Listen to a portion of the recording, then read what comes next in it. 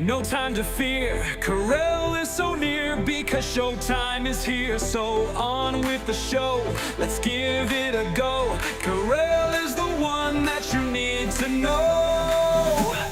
Now it's showtime.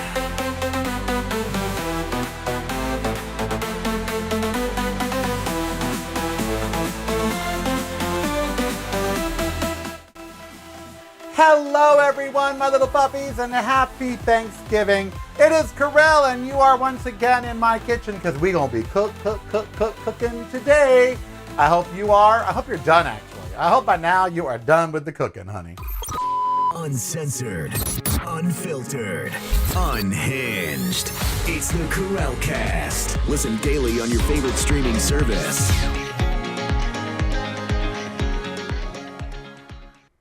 It is the Karel Cast. I am Karel. Happy November 27th. It is Thanksgiving Day. I hope whatever you're doing, you're having a grand and glorious time, whether you're by yourself eating a Swanson's TV dinner or at some sumptuous feast with family and friends or anywhere in between. I want you to know you are not alone. I am here with you.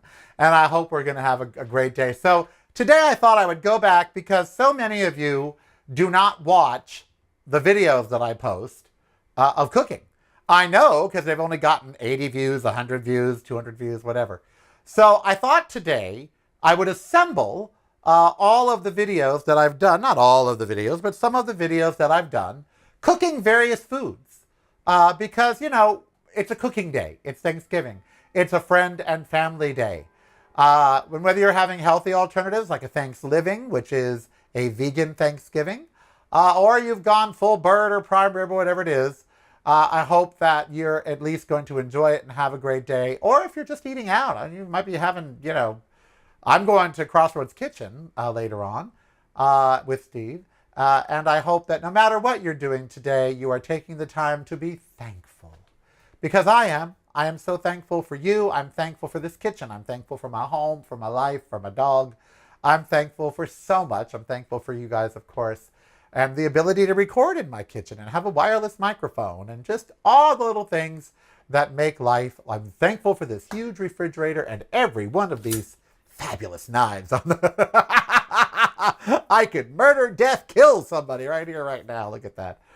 I got so many of them. We'll see. I got another one right here, and then another one right here, and then one of my favorites because it really is murder, death, kill. And I got serrated ones. I got paring knives. Oops, took a magnet with it. Got paring knives. I've got so many. Oh, and this fillet knife that is so sharp. Do you all have a knife in your kitchen that you're totally afraid of? I am afraid of this knife. Well, I have all of these sharpened. Where's my iPhone? I can bring you over here with me. Come here. Come here, everybody. Come hither. Come hither with me. This is the one knife that I am afraid of right here. This knife, I am scared to death of. Andrew and I bought this while we were fishing. And he bought it to prep a fish, to scale a fish, you know, a trout or something that we caught. I don't know what he was doing. But he bought this knife. Here's all the knives. Do you see them all? Look at those. Look at all those fabulous knives. Scissors and knives. Isn't that fabulous? Anyway, so this is the knife that I'm afraid of. I barely use it because I'm afraid I'm going to chop my finger off or something. And I hate bleeding. Oh my God, do I hate bleeding. I hate bleeding. I know that's rough in the kitchen because you're going to cut yourself sooner or later. I hate it. Oh my God, I hate it. Anyway, so today on the show, we're going to cook. We're going to talk. You might hear about some past issues because you know when I cook, I talk about issues. So you may hear about some issues that maybe are out of the news, but were in the news at the time. I just wanted to bring all these together for you on this Thanksgiving Day to inspire you, to entertain you, and so I didn't have to do a full show. So I can do just the opening segment, have the recipe stuff I've already done, and go off and have a Thanksgiving. Because, hey, we all need a holiday too, right? I was just going to take today off, but I thought, no, don't take it off. Just introduce a segment where you're doing some cooking and maybe they'll learn something or maybe they'll just have fun watching, or maybe you'll turn it off and say, screw you, Karel, I'll come back on Monday when you're, doing a full show again. It's totally up to you. What are you doing watching me on Thanksgiving anyway? Why aren't you all having a Thanksgiving? On my Q. So in radio, we have this thing called Q. And in November and December, it's when the hosts always take vacations. You know why? Listenership plummets, just goes down. Even regular listeners don't listen as much over the holidays, and I don't blame you. You don't want to listen, and no host wants to do a show. Trust me. Now, I used to love filling in. I did, because I made lots of money. I was the fill-in queen on KG. I'd fill in for anybody. I'd fill in for Ray Taliaferro, which tells you how desperate I was for money, because that's from 1 a.m. to 5 a.m. That's a long, lonely shift. But it was fun. Oh, the callers we'd get at that hour. It was great fun. But anyway, so, if you're working, if you're blessed to have a job, good for you. If you're working in the kitchen, good for you. Don't get in arguments today, okay? If you're well, first of all, why are you having lunch or dinner with anybody that's a MAGA anyway? I mean, oh, I can't help it, Karel. Yeah, you can. I ain't having lunch or dinner with anyone that's MAGA. If you're not visiting reallykarel.com daily, you're missing out. Get the podcast videos and the blog, including recipes, at reallykarel.com. That's really KAREL.com. Showtime is here, no time to fear. Karel is so near because showtime is here. So on with the show, let's give it a go. Karel is the one that you need to know. I want to talk a little about that because there's a Saturday Night Live skit where Leslie Jones will come and be your buffer at Thanksgiving. And they're all sitting around the table, and the first thing someone says is, "I'm so glad that Roe v. Wade got," and she's all, "Really? That's how you're going to start the Thanksgiving conversation?" And it is, how do I say this? Some of you may have to put up with some horrible people today, right, Em? Right? What, do you want a treat? Is that why you just keep walking around the kitchen? Here, look at this. This is for dog treats. Of course it is, right? Well, it used to bark, but I took the battery out because it would drive me crazy. Here you go, Miss Em. Here you go. All right. Some of you have people today that you're not going to want to talk to. Don't talk to them. Okay? It's no more about a difference of opinion. And before we go to the other segments, I just want to say that. Maybe with Biden or whatever, there might be differences. This is not a difference of opinion. Donald Trump is evil. He is a fascist. MAGA are horrible people. They are, in fact, authoritarians. They're fascists. They are trying to destroy the country, and the company. And they're doing a damn good job. And there's no two sides to that. So just don't engage these people. If they try to talk to you today at lunch or at dinner and they're MAGA or whatever, they're going to try to say things to incite you. Don't do it. Don't take the bait. Don't even talk to them. Right, Em? Don't even talk to them. Just say, nope. Pretend they're a speaking dog. Pretend you just don't understand what they're saying. Okay? Bark, bark, bark, bark, bark, bark, bark, bark, bark. Because today is not the day. Today is a day for family. And if y'all can't remember that you love each other at just one day out of the year, if you can't let politics just go out the window one day out of the year, then what's the frickin' point? Okay? So, yeah. So she had her Cyto point shot yesterday, so she's not itchy today. So anyway, don't engage anyone today that wants to talk politics. Just don't. Talk about Aunt Marge, talk about whatever, talk about the weather, talk about the boyfriends or the girlfriends or whatever. No politics. No politics. Let today and Christmas be a politic-free day. Trump is doing horrible things. He's trying to do this Ukraine thing over Thanksgiving. Whatever. Who cares? Who cares? Let it go for today. And if they bring it up, don't engage them. And if they say stuff that just really makes you want to punch them in the face, grab your plate, get up and leave the table. Serious. Don't subject yourself today to anything that you don't want to hear. Don't subject yourself today to anybody that you don't want to be around. Maybe in the past it was okay. It's not okay now. What they have done is it's reprehensible. It's irredeemable. It's every adjective you want to use that says they should not be forgiven. Remember, there are people today that still don't have their SNAP benefits. There are people today that can't have a Thanksgiving meal because they didn't get their money from the government because Congress and the president can't do their fucking jobs. There are people today who are eating food that came from a food bank and they're happy to get it because, again, Congress and the rich people that run this country think that they're the problem and don't want to give them any money. No. No. Don't put up with it. Move away from the table. Go out back. Eat alone. Just don't put up with it. All right. For the rest of the show, we're going to cook. We're going to talk. There's going to be some old videos. There's going to be some new video. There's just going to be, and I know some of you right now are saying, yeah, that's my uncle this or that's my whatever that. I know some of you have to put up with these people today. I don't. I won't. I wouldn't. I wouldn't. I turned down an invitation for Thanksgiving because I knew there would be people there that were MAGA. And I thought, nope, not going to do it. Just not today. Not going to subject myself. So happy Thanksgiving. For the rest of the show, I'm just going to cook and talk, and whether it's old or new, it doesn't matter. I hope you have a grand and glorious day. I'll be back on Monday live at my desk, or maybe I'll be back in the kitchen. I don't know. But I'll be back on Monday to talk about the wonders of the world yet again. Thank you for everything. Have a great Thanksgiving. And now, let's get to the kitchen, everybody. Come on. Okay, Ember's in the kitchen, so all is well. Hey, I'm Karel, the planted host. Welcome to my kitchen. Sometimes when I'm around the house for lunch, it gets late. Look, it's 12:56. See that? It's late for lunch, and I'm hungry, and I want Mediterranean, but I'm too cheap to go buy it, and it's just always better when you make it at home. Well, I'm going to take the shortcut on some things, but I'm going to show you how you can whip up a quick Mediterranean lunch of falafel, hummus, and salad, probably in under 30 minutes, hopefully, and deliciousness with just a little prep. Okay, first of all, look at this. They sell falafel mix in the store, Noor. I love the brand Noor. They make many things.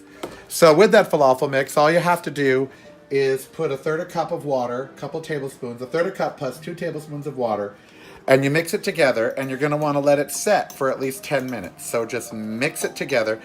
And you don't have to do the mix. It's really just chickpeas and spices. That's what falafel is, chickpeas and spices. But if you do the mix, it takes out some of the time you have to spend. Then you're going to want to get a pan, okay? We're not to the hummus yet. You're going to want to get a pan and some vegetable oil, and you're going to want to start that heating because you want hot oil to cook your hummus in. And that pan is not going to work for me. Did you see what happened? That pan just went like that. Not doing hot oil that way. So the all-clad goes away. The calphalon steps in. We get our vegetable oil from our pantry, high vegetable oil. So will I just use all the vegetable oil? I guess I will. How much vegetable oil should I use, Karel? Oh, about that much. About an inch in the pan. Okay, so whatever pan you use, put about an inch of oil in it. Okay, so while that sits here, hello, you know what we've done over here? In our pressure cooker, which everybody needs to have, whether it's an Instapot or a pressure cooker, I use the Cuisinart. An hour ago, these were hard chickpeas. An hour ago, these were in the bag from the bulk store at Winco chickpeas.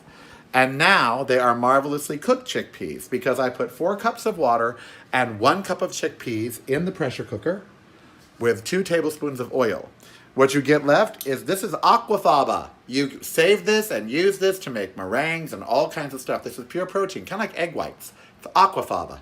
So save that and take your 2.5 cups of garbanzo beans, because guess what? 1 cup of dry garbanzo beans, after you go in here, turns into 2 magical cups, 2.5 magical cups. So you're going to take 2.5 magical cups of garbanzo beans, and what are you going to do with it? You're going to take a tablespoon of fresh parsley, some garlic, a quarter cup of tahini, 1 teaspoon salt, 2 tablespoons of lemon, water, a quarter cup of olive oil.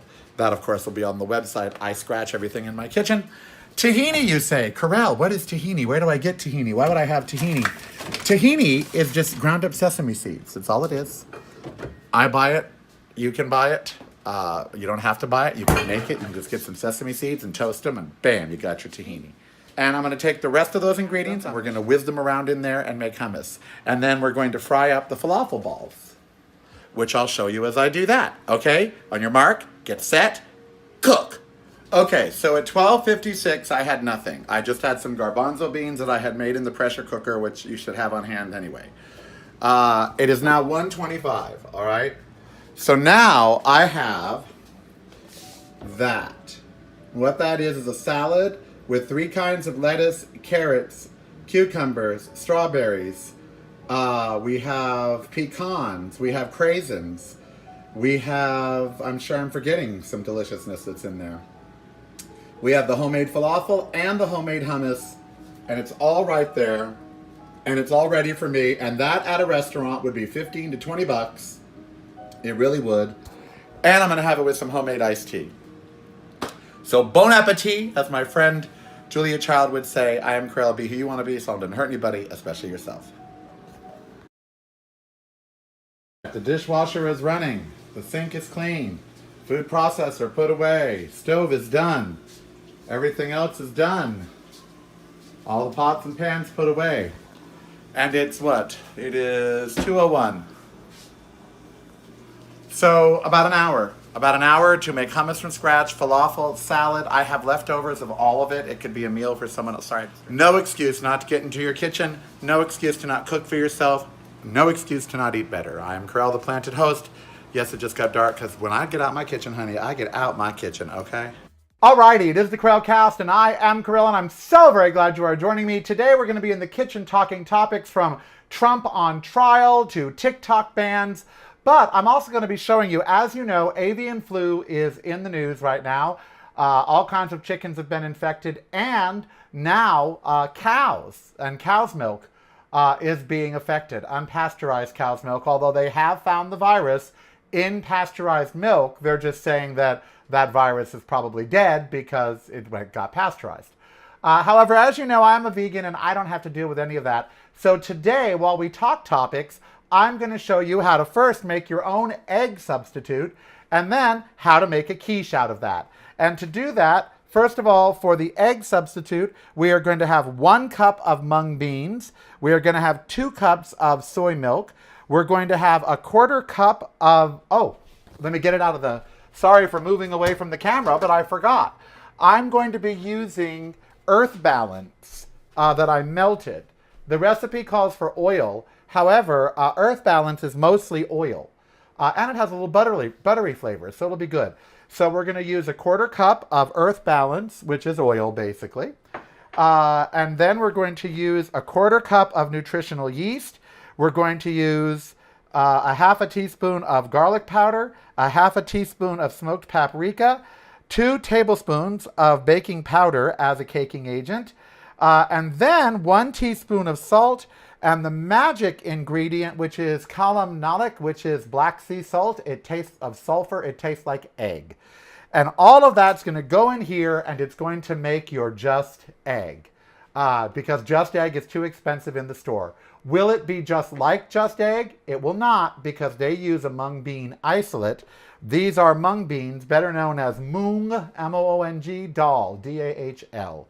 And those are our ingredients for the Just Egg. And then for the quiche, we're going to use as much spinach as you want, some golden peppers, some plant-based chorizo, and some mushrooms. Now we're going to salt, and a store-bought pie, because I'm just tired of making my pies. So that's store-bought dough. You can make your own out of flour and butter, vegan butter, or you can just buy a store-bought one. And all of this today is going to turn into a Just Egg imitation quiche, which you can then serve on the weekends for breakfast. So I'm going to get that going, and then we're going to come back and we're going to talk topics, okay? Okay. All right, we are here. It is out of the oven. It baked for an hour at 375 and then 15 minutes at 425. I've made a delicious salad out of garbanzos and blueberries and celery and tomato and pine nuts and cabbage and lettuce and all kinds of great things. And Ember and I, my little girl, there you go, are going to have a great lunch. So in the words of, I think I'll be Julia Lovechild. Julia's Lovechild. That'll be my name. Julia's Lovechild. In the words of Julia's Lovechild, bon appetit. Let's see. This is fresh out of the oven. It's probably too hot to eat. Oh.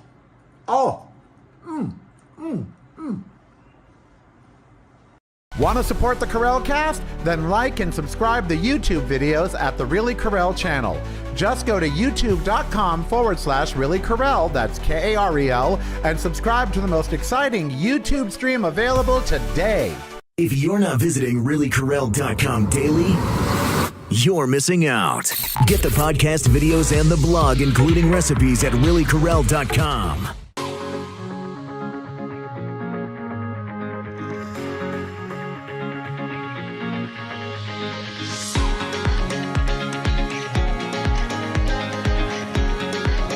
Hi everyone, and welcome to the agony of lunchtime.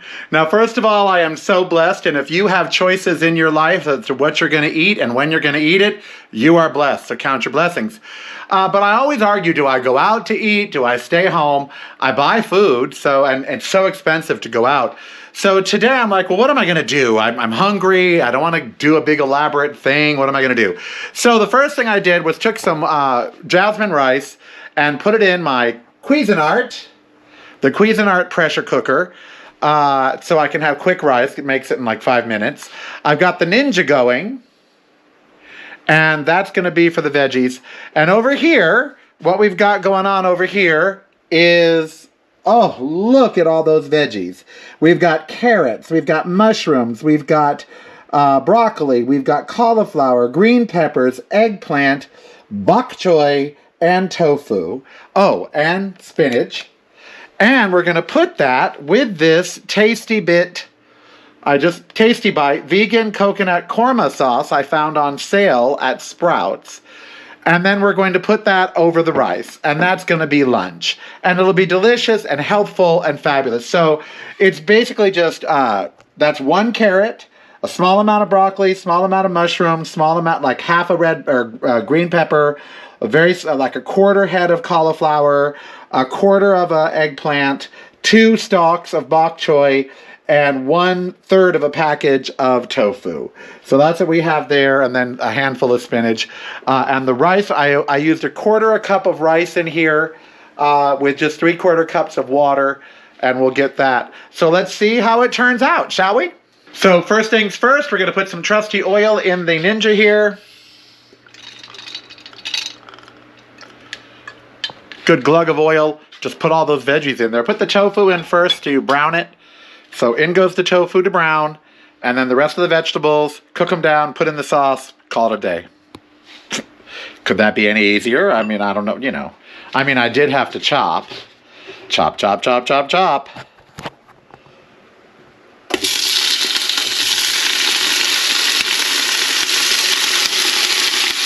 Ooh, it makes a lovely noise, doesn't it? Okay, the tofu is brown. It's time to add the other veggies. Start with the ones that take a little longer. The broccoli, the cauliflower, the carrots, and then add the bok choy and the spinach, okay? So just throw them all in there. Put it all in there, honey. Get her going. Oh, let's just put it all. Here we go. Look at that. Yummy, yummy. So I just added about a 1/4 cup of veggie stock to the veggies, so we could get some steam going in there. And then I'll add the korma sauce that I bought and some coconut milk, just because.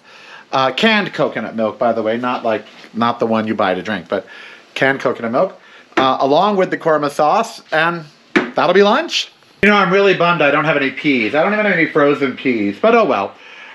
Here it is. It's like, get ready for the sauce. That's fabulous. The rice is done, and the sauce is store-bought. So I'm going to dump this in, and then I'm going to put coconut milk in here and swish it about and put that in, and then we're going to warm it up, and that's it. We're done.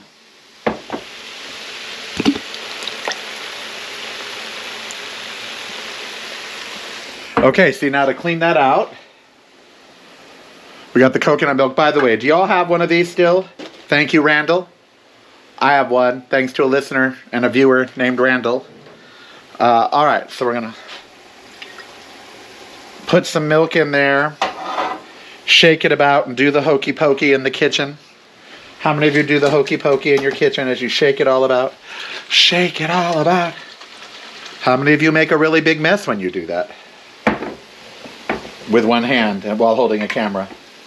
Okay, here we go. Now let's just stir it up. Stir it up!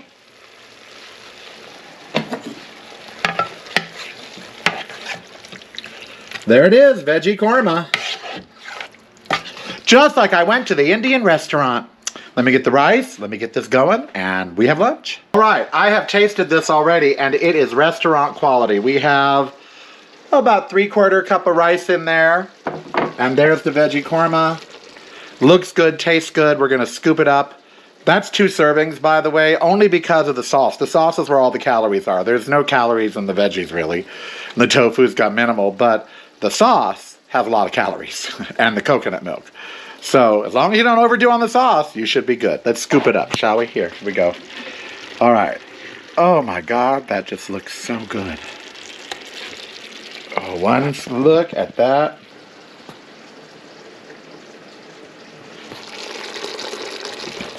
And yes, I have already cleaned up most of the stuff. All right, I'm gonna have lunch. Bon appetit! Okay, the most important part of lunch is Ember's bone, which I make from scratch, and I'm going to give you the recipes. And then here we have the vegan veggie korma, and let's take a taste. Oh. Well, my Indian restaurant might lose some business if I keep cooking this up. That's delicious, isn't it, little girl? She's like, yeah, where's my bone? Aren't you? She's looking outside for a bird that she just chased off the balcony. No bird shall pop. There it is. See, there it is. All right, never eat alone. I am Karel. Have a lovely breakfast, lunch, or dinner. 11:55, that means it's lunchtime. And as Born to Be Alive by Patrick Hernandez plays in the background, I have cooked a sweet potato. How about that? And then over here, I have cooked some adzuki beans. Adzuki, I ain't swearing, baby. Adzuki beans. In the pressure cooker, and I'm going to put them together, and I'm going to make a burger and have some fries with them on National Fry Day today. Not Friday, like Friday, but Fries Day, like fries. You'll get it in a minute. It is so appropriate that Donna Summers' I Feel Love is playing in the background because I love the way these adzuki beans came out. I love them. They're red and gorgeous, and just look at them. Ooh, adzuki baby. Say it with me. Adzuki. Adzuki, adzuki, adzuki. Ooh, I feel love, I feel love, I feel love for adzuki bean. Things have gone mad here in the kitchen. I have taken the sweet potato and the unsuspecting adzuki beans, and I have put them in the fabulous Breville with some barbecue sauce, with a beet and some beet juice, you heard me right, with some garlic, with a slice of homemade sourdough bread, with some nutritional yeast and some cumin and some Spanish paprika and some homemade Worcestershire sauce. And I'm going to whiz all that about. Oh, Becky, then I'm going to coat it in breadcrumbs. Oh, who am I? What is going on here? Oh, Lordy, it's the color of blood. You want it to be a paste, by the way. A paste you can make into a patty. A paste you can make into a patty. Added a little cornmeal and we got ourselves a thick paste. Added some cornmeal to make it a little thick. Oh, it's delicious. So we're gonna roll that in breadcrumbs and make a patty out of it. As in Patty the Bell, honey. Ooh, gonna make a patty. Baby, gonna make a patty! Don't know if it's going to work or not, but since I don't eat eggs, I took my old egg cookers, turned them upside down. I'm going to put the paste on top of the breadcrumbs to make my patties, baby! Celine sings a Christmas song in July because why not? We might not make it at this rate. Dear God, they almost look like hamburger patties. What the hell? I'm a vegan. They kind of look like hamburger, don't they? Mm-hmm. Now let's see if they hold up, hold together, pull through. Oh, and over here, we got some french fries that I have made. I've cut myself out of a Yukon Gold. And some cauliflower. And I'm going to drizzle some provincial-style infused high safflower oil on it. And then put some other spices and some cornstarch. And then put it in there in the Brava, along with the burger patties, and air fry them. That's what's happening here, honey. Air frying. Do you hear me? air frying. Ember's got her favorite treat from her favorite little store called Snooty Paws. It's a turkey burger. And I have, bam, an Adzuki bean burger covered in barbecue sauce with air fried French fries and some cauliflower that's been air fried. And it's all right there with some delicious iced tea and my new iPad on its magic keyboard. And Ember's got her dish. And we about to eat lunch, baby. Bam! That's how you make a vegan lunch that is tasty, delicious. And I have 10 burgers. 9 minus that one. So I have 9 frozen leftover burgers. So 9 more lunches like that just from what I did here today. Yeah, I ain't gonna say bam, that belongs to somebody else. I ain't gonna snap, that belongs to somebody else. I'm just gonna say let's eat. It ain't but a few seconds later and Miss Ember is done with hers. But honey, I'm mowing through mine. It is so good. Oh my God, those fries, that burnt one, who cares? But the rest of them, look at them, are so good. And the cauliflower, oh my God, look at that. And the burger, oh, sweet Lord.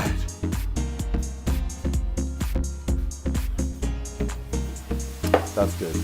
Hey, Karel here, and I'd like to take a moment to thank all the patrons at Patreon. Your support means the absolute world to me and the show. If you'd like to show your support for the crazy endeavors of the Karel Cast, then please go to patreon.com/reallykarel. That's patreon.com/reallykarel. And please help get those numbers up by subscribing to the YouTube channel, youtube.com/reallykarel. There's so much great free content there, it's like having a network on your TV, phone, or tablet. All social media is Really Karel, including Threads and Instagram. And don't forget the website that's had it all along, reallykarel.com. Without your support, the show simply doesn't work. So please listen on all streaming services, watch and subscribe on YouTube, and support the show through Patreon at patreon.com/reallykarel. Thanks for almost 30 years of support for the loudest, craziest, most unhinged gay guy and his little dog. And let's keep the party going as long as we can.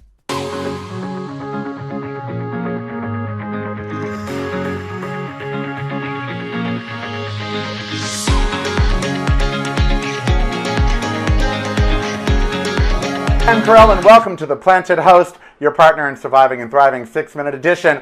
I am going to share something incredibly tasty with you, so don't go away. And here's the reason why. This weekend, we turned back time. Yes, we fell back an hour. And one of the #1 stories online right now is not all of the impeachment and all of that. It's actually how to beat seasonal affectional disorder. SAD it's called, and it's called this appropriately. When the time changes, a lot happens to us that actually isn't good. It's why a lot of places are actually saying we should not probably change the time. Men were at more risk for heart attacks today, Monday, following the time change. Car accidents go up today, all kinds of things. But more importantly, the holiday blues begin. Winter officially begins December 21st. However, basically for most people, it begins when the time changes. Fall is falling quickly. Winter is rapidly approaching. Here in America right now, we have an impeachment battle raging. In fact, they're releasing pages and pages of transcripts. That's why I'm going to show you the most delicious recipe here in just a minute to help you get rid of your seasonal affectional disorder and to put on delicious things as you're paging through all those pages of the impeachment transcripts so you can stay well read. But SAD is very real. I suffer from it. You might too. It's dark like all the time. Literally, the sunrise starts at 6:15 in the morning here, and it gets dark at 4:45. That's like 10 hours of light out of 24. That's 14 hours of dark. So that does play with your brain, okay? Unless you live in Seattle, then you're just always gray.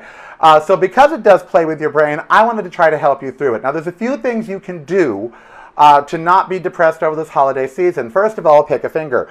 Second of all, you can right now, November 4th, 3 days prior to my birthday, which is Thursday, by the way, is my birthday. I will be 5.7 years old. I don't age, I upgrade. I will be 5.7 on Thursday.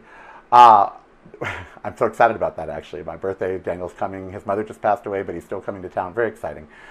Anyway, I'm so sorry, see that I just got off track because, anyway, seasonal affectional disorder, I do suffer. There's some things you can do. I have hue lighting in my house. If you don't have hue lighting, you can still set a timer and wake up to light. Don't wake up in the dark.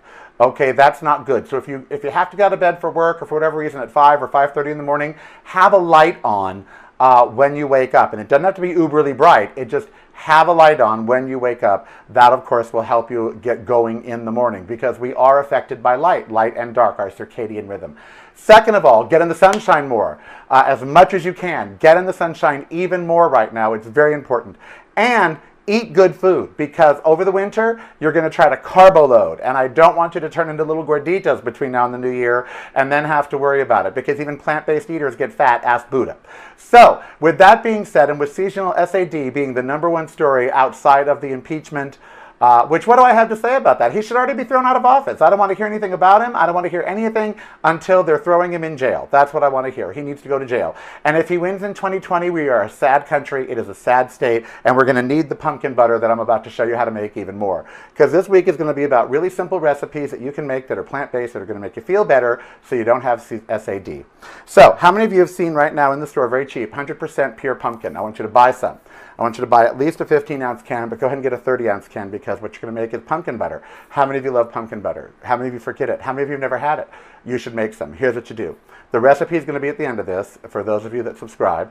But quickly, it is just 100% pure pumpkin, maple syrup, apple juice, lemon juice, brown sugar, oh yes, and then some pumpkin pie spice or cinnamon, ginger, cloves, and nutmeg.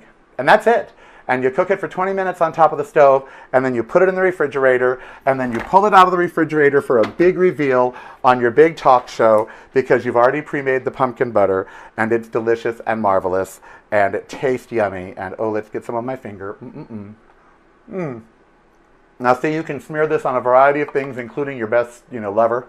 I save jars, by the way. That's how I recycle.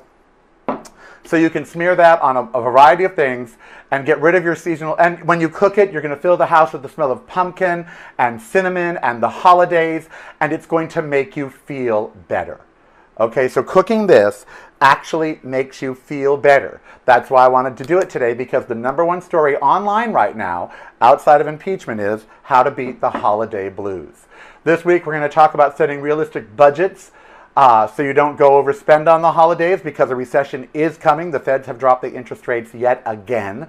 So we're going to talk about that. And we're going to make some delicious plant-based recipes that are really super easy and delicious that you can have over the holiday season starting now because November, my birthday's Thursday, the holidays are upon us.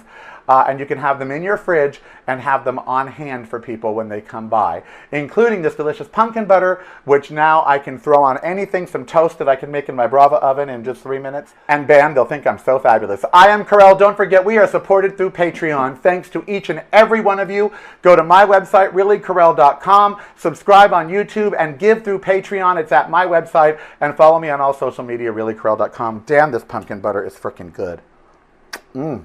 Looks kind of like diarrhea, but... Be a part of the show. Email feedback@reallykarel.com. That's feedback@reallykarel.com. Okay, some very quick and easy pumpkin butter that we are going to make here at Maison Boulay Kitchen. First, we're going to start with 30 ounces of 100% pure pumpkin, not pie filling, but pure pumpkin. That is 2/3 cup right there, 2/3 cup of brown sugar. And that, of course, as you can see, is a half a cup of maple syrup and a half a cup of apple juice and a 1/4 cup of maple syrup. So a 1/4 cup of maple syrup, half a cup of unsweetened apple juice, and you're going to use a tablespoon of pumpkin pie spice. You're going to put it in there, and you're going to let it cook, and you're going to have pumpkin butter in 20 minutes. Ain't that something? And, of course, don't forget a tablespoon of lemon juice. All right, we've put in the lemon juice and the pumpkin pie spice, and now we're just going to let that simmer for 20 minutes and then cool down, and bam, pumpkin butter. Ain't that easy? All right, as you can see, it's changing colors. It's cooking down. It's delicious. It's got cinnamon and the pumpkin pie spice, maple syrup, brown sugar, apple juice, and, of course, the pumpkin. And the house smells wonderful, and it smells like the holidays, and it smells delicious, and it just makes you feel better. Words. All You're right, good once today, again, and the white background and everything. Your skin looks lovely. thank you. I appreciate that very much. We're here again for this gay week. Lovely glow about you.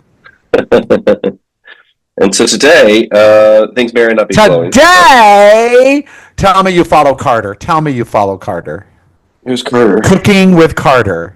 Cooking with Carter. Let me double check this. This 8-year-old Tell me or about this. whatever he is, he's already mega famous, and he's Is it going the to Dutch be kid? Oh, no, this is someone else. cooking with Carter, and he starts every video with "Today." He's got 1 million Really? followers. He's got endorsement deals. He's like 9, 8, possibly 7. That's crazy. He's got a YouTube channel. It He is. has 645,000 TikTok followers. That And 1 million on is Instagram. amazing. He cooks, Carter. He certainly does. Okay, That's today him. we're gonna learn about the $1 million Today we're shortbread. going to make. That kid's gonna have his own show by the time he's 10. I'm telling you right now. So That's how today, it on goes, too. this great gay week, we're going to start with an oxymoron, if you will, from the moron in chief of the United States of America. The infringement on human rights that are the complete opposite of what are defined as such. Well, basically, according to reporting that is going on around the world from the State Department, there are new U.S. rules going into play that say countries with diversity policies, the countries that recognize diversity, are actually infringing on human rights. So again, we are in the theater of the absurd, where the U.S. president, who yesterday called for the death of Democrats that told people not to follow illegal orders, which seems pretty self-explanatory. Don't follow an illegal order, but whatever. And of course, he's worried that the Epstein files, but they're never going to come out, by the way, just as an aside, because he launched an investigation the Friday before the vote, which means that they don't release any files if there's an ongoing investigation, and there is because he launched it. So I doubt that those documents will be forthcoming. As far as I know, no gay people in it. No trafficking of young boys. Epstein obviously was just a one gender kind of guy. But new rules are saying that, and let me perfectly right. Countries enforcing race or gender diversity, equity, and inclusion, DEI, will now be at risk of the Trump administration deeming them as infringing on human rights. The State Department issued new rules like Bill Maher, to all U.S. embassies and consulates involved in compiling its annual report. The instructions deem countries that subsidize abortion or facilitate mass migration as also infringing on human rights.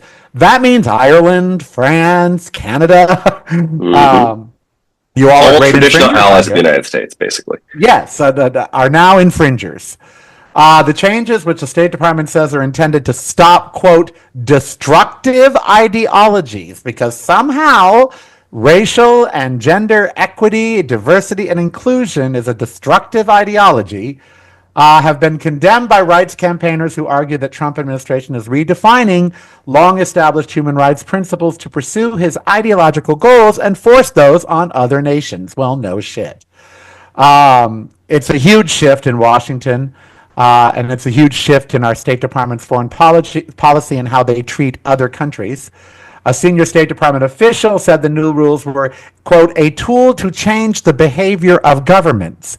So Donald Trump is trying to change the behavior of governments who do not agree with his anti-DEI policies. And he is doing that by labeling them as infringers of human rights. I am open to discussion about how this story makes any kind of sense, but nothing, as an American, I will tell you, nothing has made sense in 11 months now. So I mean, this is just more. Urza Zaya, a former senior State Department official who runs the charity Human Rights First, said the Trump administration was weaponizing international human rights for domestic partisan ends. Again, no shit. Now, will other countries respond to this? Will they care? Will it change anything in their relations with the United States? We don't know that yet. In other words, we don't know if there's going to be some financial risk or some other risk once they're labeled as infringers of human rights, but we'll see. I don't think Canada or Ireland or France or the UK or any civilized nations are going to change their DEI policies that their people accept based on what Donald Trump wants. And given that he is unraveling here quickly and his party is distancing themselves from him every day, he did not get the Epstein vote that he wanted. He wanted them blocked, but senators said no. Democrats won in the last election we had a few weeks back. He called for an end to the filibuster and told his party to end the filibuster. They did not. So there's a lot of things that have watched him unravel, and his approval rating is the lowest of any seated U.S. president in history. In recent history, it's down to 34%, which means basically, I don't know, the Confederacy has a higher approval rating, which we could go into how the Coast Guard yesterday was instructed that swastikas, Confederate flags, and nooses were no longer hate speech and no longer banned from the Coast Guard. However, overnight there was an enormous backlash from both parties, and so today they reinstated the policy that says, yes, those are hate. You think a swastika might be considered a piece of hate? So his approval rating is at an all-time low. His party is more and more, I mean, he lost Marjorie Taylor Greene. I mean, how low can you get? So will other countries also respond in kind? Meaning, will they just ignore him now? We'll see. But a story that comes out that says new U.S. rules are labeling countries with DEI as infringing on human rights, it just boggles the mind how that story could even be written. Right. Yeah. And the 28-point peace plan, as an analogy, has been a point of even further isolation from the European continent. So outside of Russia. So generally speaking, yes, I think and we're going to see that happening here. This morning, it was announced that his Ukrainian peace plan. That I was watching BBC, and most European countries are not going for it because they say, look, you're giving Vladimir Putin everything he wants. But that's, of course, because, they're buddies in a very special kind of way. Brokeback Moscow. So the next story, we reported on this a little bit in terms of Manchester Pride not being able to pay their bills. Well, another one, Party in the Park. It was scheduled to take place at Trinity Park in Ipswich in the UK in July. It promised a lineup of over 100 stalls and food and entertainment and fun fair rides. Right before it launched, they pulled the plug. They said, they didn't have the funding that they thought they were going to get, and there was other reasons they pulled the plug. However, they left all of the vendors and artists stranded, so they are now the second festival to do this. Manchester Pride did it, and now Party in the Park in Trinity Park in Ipswich is doing it. Sam Arbon was the founder. The BBC contacted him to ask if the money he had been paid would be refunded, and he simply said, "We prefer not to discuss it." I'll take that as a no. Yeah, and a lot of these vendors like this are for the most part regular people. So 1,000 pounds or euros is a significant hunk of money for the month, right? Absolutely. And as an entertainer myself, I will tell you, if you've booked a gig and the gig is going to pay you 1,500 pounds or euros, whatever, whatever, and then that gig just reneges right then and there. In July, which is a peak season for LGBTQ entertainers, you've already said no to other gigs to go do this gig. Right. It's too late then to rebook a gig that close to the event, so you've just lost that money. And they are not honoring it. Graham Thurston, who sounds like someone from a sitcom, he is the events and estate manager at Trinity Park. He said the event was canceled when the outstanding balance required to pay the venue was not paid. Typically, when you book an event at a venue, you give them 50% up front, 50% either right before the date, and that way it's because venues get their money. They do not mess around. And so he probably did a deposit to book the date, and then the venue was going to collect prior to the date happening, and he didn't have the money. While ticket holders were understood to be able to get their money back, traders who have paid anywhere from 100 to 1,000 euros to have a plot were not. And like you said, you go there, you pay €1,000 because you hope you're going to make 5,000 or 10,000, at your booth. So not only are you out the income that you would get, you're out the €1,000 for the spot, and a lot of these people rent tents, rent equipment, all of that. So it is a very, very sad thing. It's the second big festival to not pay, and it's part of an alarming trend that's going on. When did you last see this sort of in sort of Western context?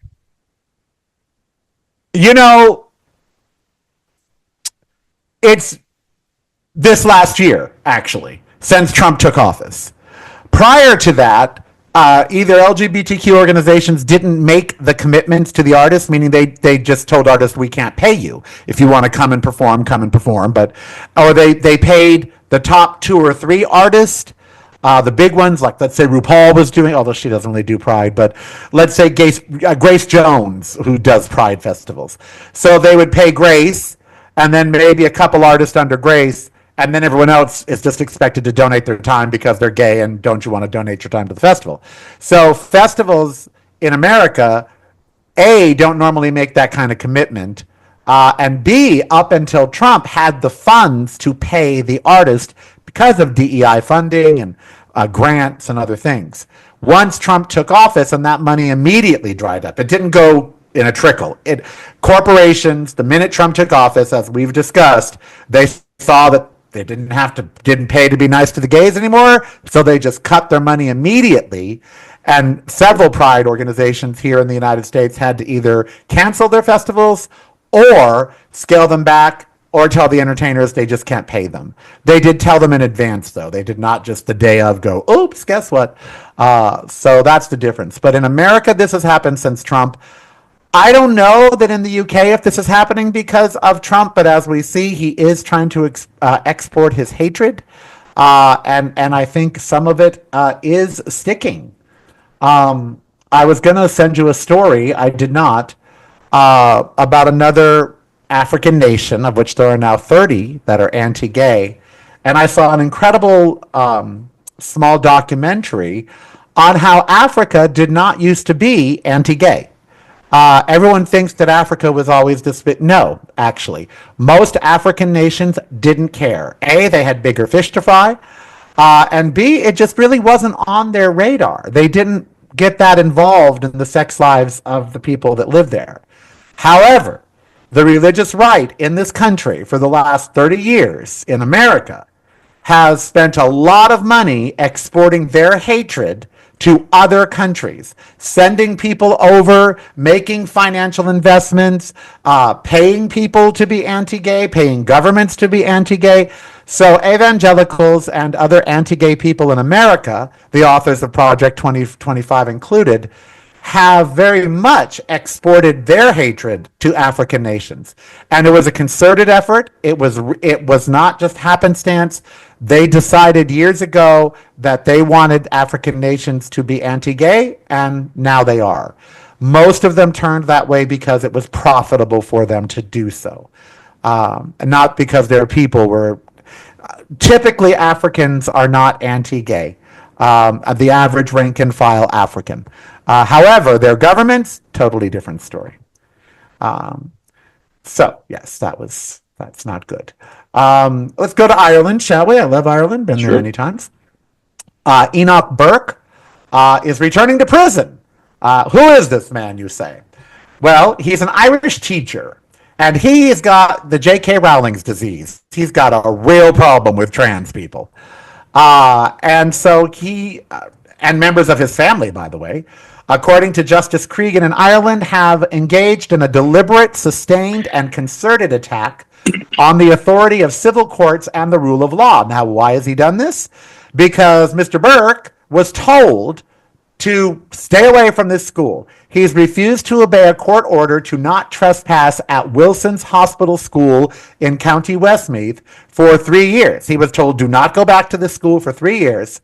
And the court described his actions as a fanatical campaign. He was dismissed from the school for gross misconduct arising out of his refusal to obey a direction of the school that a transgendered pupil be addressed they, them. This was the hill he chose to die on. He would not address this student as they, them. He did not recognize being transgendered as real. And subsequently, they said, look, that's gross misconduct. He also committed it out of school religious service and other events in the manner to which he conducted his objections to transgenderism. So he would go to school religious services or other events and very vocally, boisterously, and obnoxiously object to transgenderism, accepting transgendered, and willfully would mispronoun people who were transgendered. He has been fined about 225 Irish pounds, which is 198,000 British pounds, in fines, of which he has paid about 40,000 due to his teacher's salary being diverted to pay his fines. And he said that the justice said that despite his time in prison and despite the fines, he still persists in disobeying the court order. He's like the Donald Trump of Ireland. So in August 2025, members of his family confronted the chair of the Education Authority, and the court didn't take kindly to that either. He is a transphobe. He is trying to promote his transphobic agenda, and the courts of Ireland are trying to stop him, and more importantly, keep him away from this school where he has created so much of a ruckus, and he just refuses. He refuses to stay away. He refuses to stop with all the anti-trans stuff, so they're like, okay, and have a good time back in jail. Next. I wish we could jail all transphobes, by the way. I would enjoy that. So this one's a little more. I watch a lot. I watch a lot of Law and Order SVU because I love Mariska Hargitay, and one of the themes on that show is that men can be raped, and this is something that is often not talked about because even more than women, there's a much bigger stigma if a man is raped. They say, well, how can you rape a guy if he gets excited? We both know that's a biological response. You cannot want to have sex and still get excited because someone's doing something to you. Doesn't mean you're enjoying it. It just means your body's responding to stimulus. Also, men, of course, can be raped in the other side. And they can be victims of sexual assault. Maybe not a full rape, but, unwanted sexual advances, that sort of thing. There is a very big stigma around that. Around the world, in some cultures, including African, if a man is raped and he reports it, he's actually blamed for the rape, like women used to be.